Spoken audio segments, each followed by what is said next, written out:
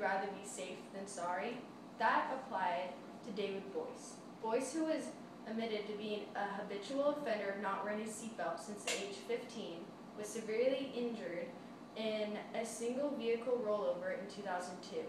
A passenger in the vehicle, who was also not wearing a seatbelt, sadly died from her injuries.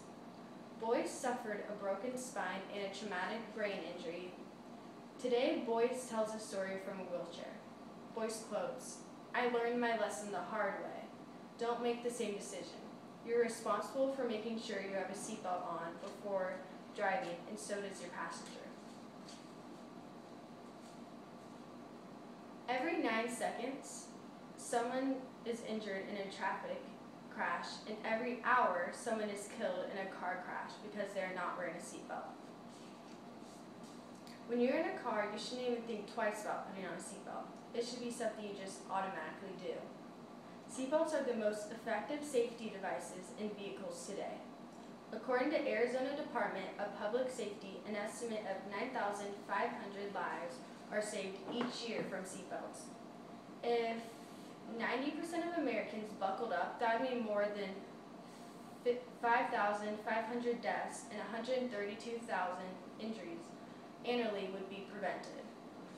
State laws should require children to be in age and size appropriate child safety seats and seatbelts, but many states currently have gaps in child passenger safety laws, holes that leave certain age children vulnerable in certain seating positions. States should close these gaps to protect all children in all seating positions. Adults who don't buckle up are sending children a deathly message that it's all right not to wear a seatbelt. Children model adult behavior.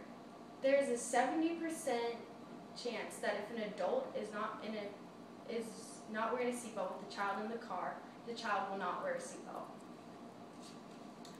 Some tips are to make sure your child is properly buckled up in seatbelts, booster seats, or car seats, whichever is appropriate. Also have all children ages 12 and under sit in the back seat. Neither education nor fear of injury or death is strong enough to motivate people. It takes stronger seatbelt laws and high visibility enforcement campaigns to get them to buckle up. So who do you think are less likely to wear a seatbelt? According to c.c.gov, ages 18 through 34 are less likely to wear seatbelts than adults 35 and older. Also, men are 10% less likely to wear seatbelts than women. Adults living in rural areas are 10% less likely to wear seatbelts. Do these facts surprise you? So if laws had it that seatbelts were illegal, way less people would wear them. Primarily, enforcement seatbelt laws make a big difference in getting more people to buckle up. All in all, you're putting your life in risk when you're not wearing a seatbelt. On top of that, you're breaking the law. As said before, you're twice as likely to die if you're not wearing a seatbelt. You should use a seatbelt on every trip, no matter how short. Also, encourage everyone in the car to buckle up, also including the ones in the back seat. These set good examples, and after all, seatbelts do save lives. Thank you.